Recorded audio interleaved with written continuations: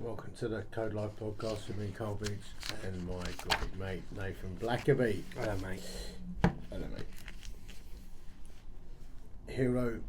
Hiroyu Onoda, 19th of March 1922, 16th of January 2014, was an Imperial Japanese Army intelligence officer who fought in World War II and was what was known as a Japanese holdout who did not surrender at war's end in August 1945. I remember seeing that on the telly, Yeah. I think.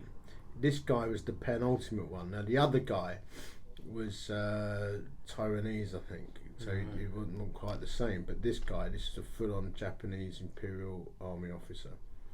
After the war ended, Onoda spent, wait for this, 29 years holding out in the Philippines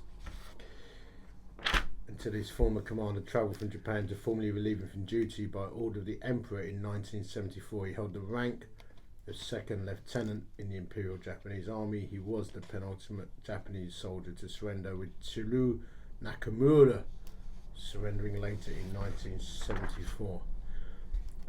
This is quite a remarkable story of tenacity and obedience to orders. So let's find out a little bit about him.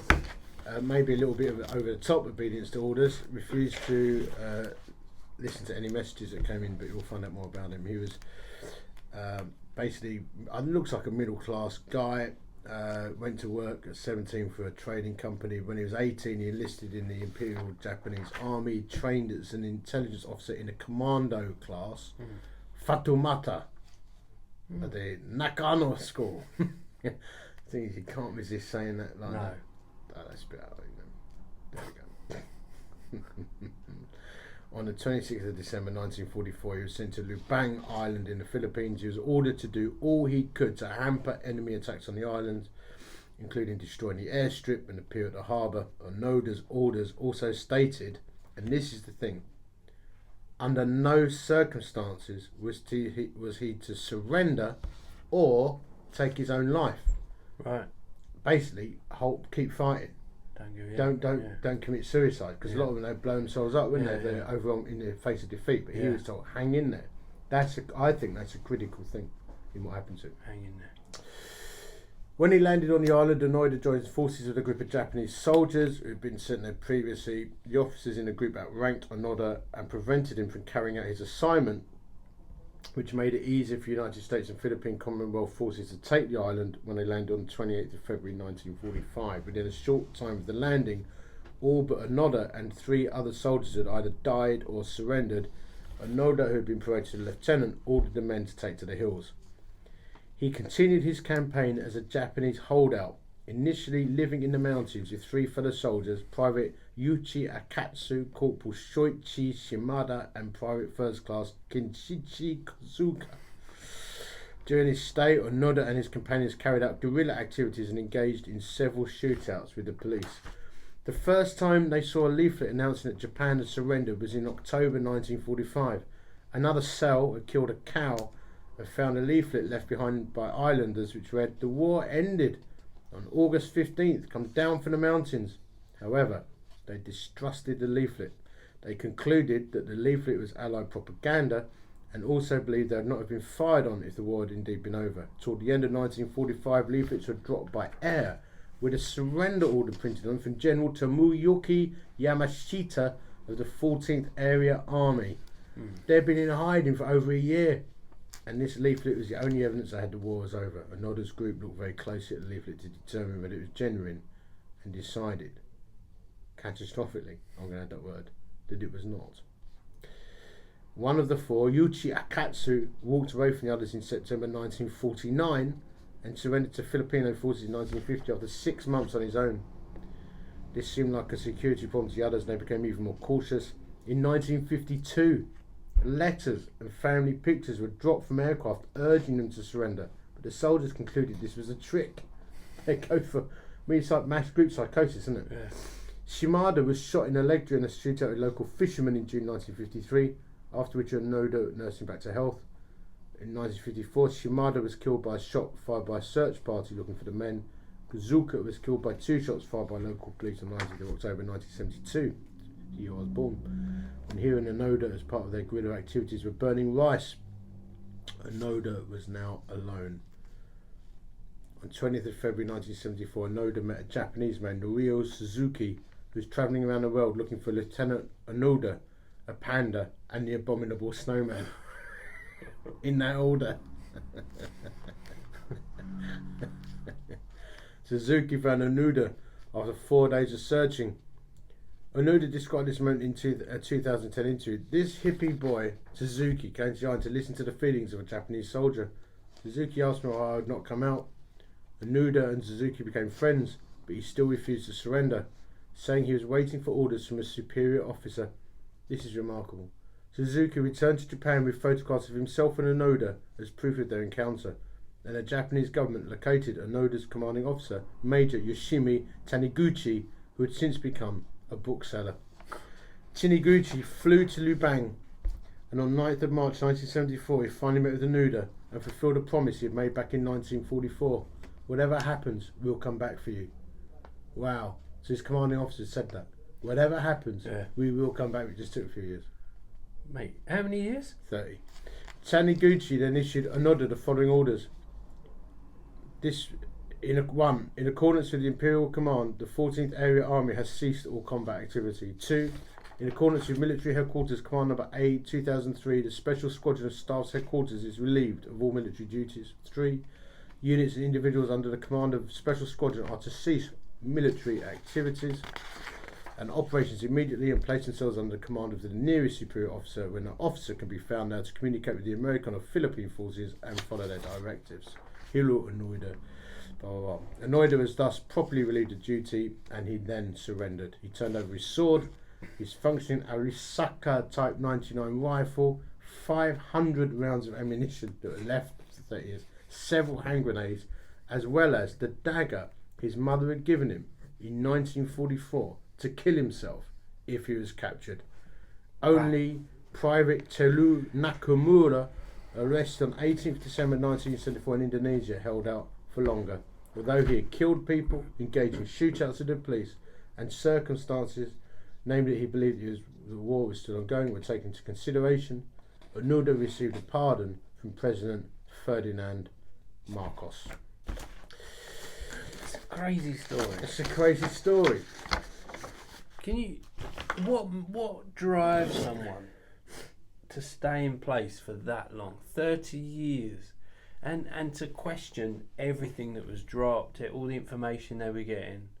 It was like, no, it must be propaganda. The fascinating thing is, unless he heard from his commander, unless he received an order from a superior officer in person, he wasn't going to believe it. You weren't going to, yeah.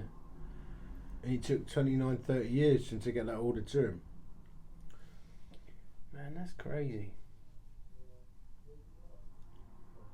And how long was he on his own for? Because there were 3 of them. Years. Like 20, over 20 years, isn't it?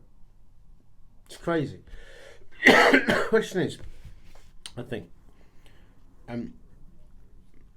what drives a man to hold out that long? Make sure your mic's front on that. I reckon that's where we get the best sound quality. Are you going to edit that bit out? I will do, yeah. It just corrects me mic action. Sorry. What are we doing now? But I want it to be a good recording. Otherwise, when you move away like that, it won't be. Are you saying it's not? I'm just saying it. But what do we do now? Keep going. Do we start again? No, but What just happens? like that in front of your mouth. Straight on. Can't you get a multi-directional one? I think these are, but What if we had a happens to director and a producer, we wouldn't have these issues. No, but like Jocko don't, does he? No. What about who's the other one you're talking about? Joe Rogan. Joe Rogan. I mean, these are the people we model ourselves on. But the question is, you're right. What drives a man? Mm-hmm. And So you know, that means- relating it to our faith, you know, like he was obviously living by a strict combat code. Don't kill yourself. You know, don't surrender. So he heard that. He even had a dagger that his mum had given him to kill himself with. It all went pear-shaped. brutal, isn't it? Yeah. Here you go, son. I've got you a little something in case it all goes pear-shaped. Yeah. Oh, what's that, mum? Packet of fruit pastels? No, it's a dagger. Kill yourself. Do it properly. Yeah. Think And, of me as you're running your guts out. Yeah. Harry Kiri.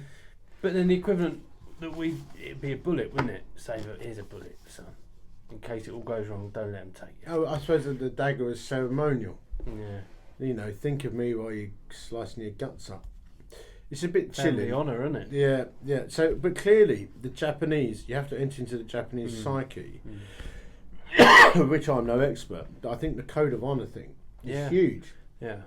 And, you know, if someone says, your boss says you ain't giving in, you don't give in till he hands you the order in person. Obviously, there was also a big culture of disgrace.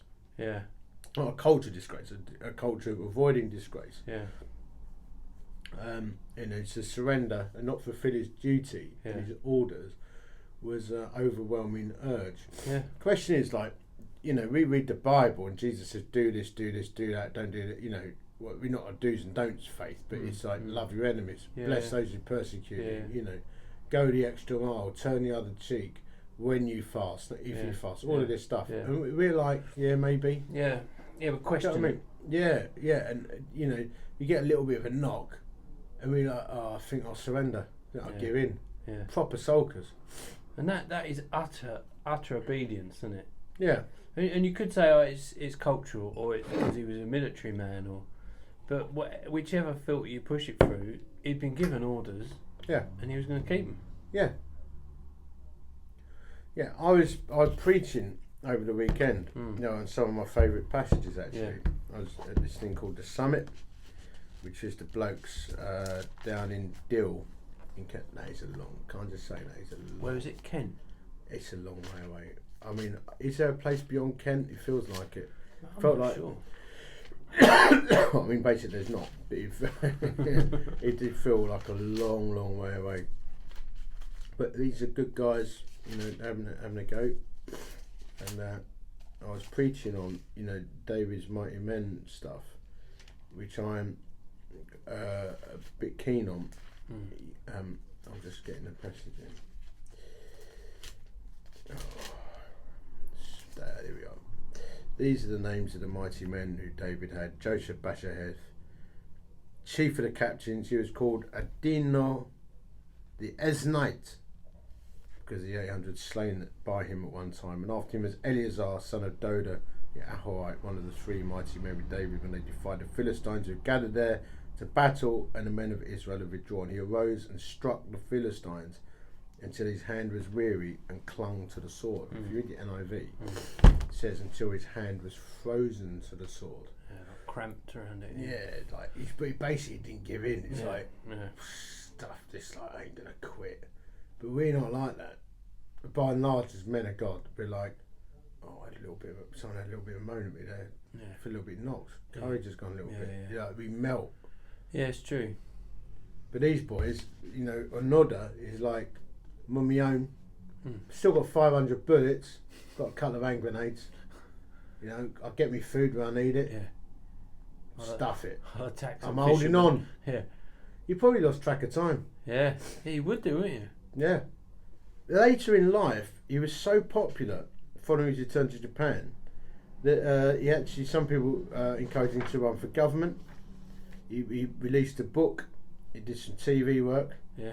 And he became, and he got a large sum of money, back pay, but he refused. And then because he refused his back pay, they gave him 29 years of back pay. He refused it. And when money was pressing by Rollers, he donated it to some Buddhist shrine or Shinto shrine. Apparently, he was very unhappy being the subject of attention, and he went to Brazil and raised cattle, and got married, settled down, basically became a cow farmer, did some educational projects, made some money, donated the money to the island where he'd been hiding out, and basically tried to live a very quiet life. And he died an old man. Did he? Yeah, he did. Yeah, he died of heart failure in 2014. It's not that long ago. He commented, the Chief Cabinet Secretary Yoshihide Suga commented on his death, "I vividly remember that I was reassured of the end of the war when Mr. Onoda returned to Japan." That was the official end. Thing is, And they praised his will to survive. in our culture, I might be pushing the narrative a little bit here. Right, that's what we do. Isn't it? But you got a guy there who has got every reason to turn around and say, hang on a minute, I've been, excuse the pun, shafted here. That's 30 years of my life I'm not going to get back. I had kids, I had stuff to do. Like, the state owes me, I'm entitled. Yeah, but I think he's thinking, I did my duty. You had not persuaded me to surrender. You know, I did my duty. Yeah. Their life is duty bound. His life is duty bound, clearly. Our lives are, we're more narcissistic. Yeah. But even shunning the money, because... I think we have taken it. Yeah, but I would suggest that most people would be like, I want that and more. Like, that's my right, I'm entitled. Well, I want some compensation here. But he's about us. I was serving. It's a totally different attitude. I'm part of the Imperial Japanese Army. I've made a pledge as an officer. Yeah. I received my orders. Yeah. I fulfilled those orders. Yeah. Until I was told to cease. Yeah. And the order had to come in person for a commanding officer. The commanding officer flies out there and says, my son, it's over. It's over, come home. Yeah, come home now. But he doesn't come home saying, well, now the world owes me. No. And when stuff goes wrong, I think in our culture, we often look and go, well, someone must owe me. Thing is, right, the other guy who surrendered, he was serving in some related Japanese army force, didn't actually qualify for a pension, didn't want to give him anything. Really? No, they're very bound by the rules. Their culture's interesting. Yeah. So the other guy surrenders sometime after. They're like, you don't actually officially qualify for your back pay. Sorry about that. He might have wanted it. And there was a public outcry, Really? and they raised some dosh and gave it to him. Wow. Yeah, he took it. It's tough, isn't it? Yeah, but it's just an interesting reflection for us, isn't it? Yeah. Like, you know. Hold the line. Yeah, and how obedient are we? How honour centred are we towards Christ? Now, I don't think we should, you know, there's a limit. Yeah. 29 years on your own in a jungle. Yeah, it might be a bit much. Yeah, I think you would have, like, I mean, I would have added 2 and 2, and I think I would have got 4 after a little while. Yeah. But then you're right, like commandments like love your enemy, often it's like, well, how much do I have to love them? And in what way? And it, love your enemy. He doesn't say that, he says love your enemy. Get on with it. He says bless those who persecute you. Yeah, but I've been what does that really mean? You know what I mean? Means do it, you know. Yeah. Give your possessions to the poor. Well, as long as you've got the heart for it. No, give your possessions to the poor. Yeah. You imagine if we were all living by the commandments of Christ and not yielding. What would that look like? That would be mental. Like, imagine the church. Mental, wouldn't it? Oh, like, you mean welcome the poor wanderer into your home? Spend yourselves on behalf of the hungry. Yeah. Bless those who persecute you.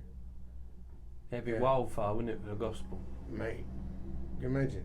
Clinging on. So what stops us doing that? Selfish, greedy. Because it's difficult. I don't imagine for a nodder that was a very good life. No. I think it was a bit pants. I think he had 30 years of hardship. So he would have been 48 when he came out. Yeah. 48 years old.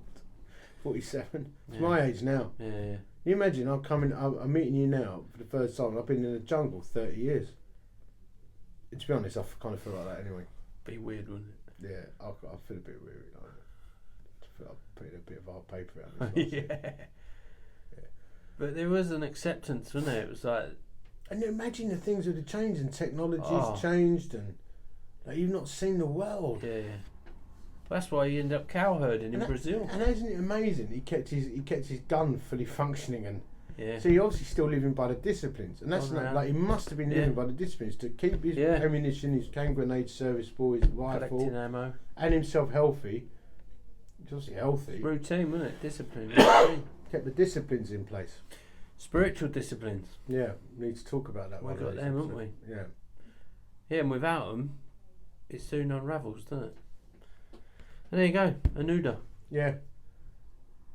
Hiding out. Thanks for listening.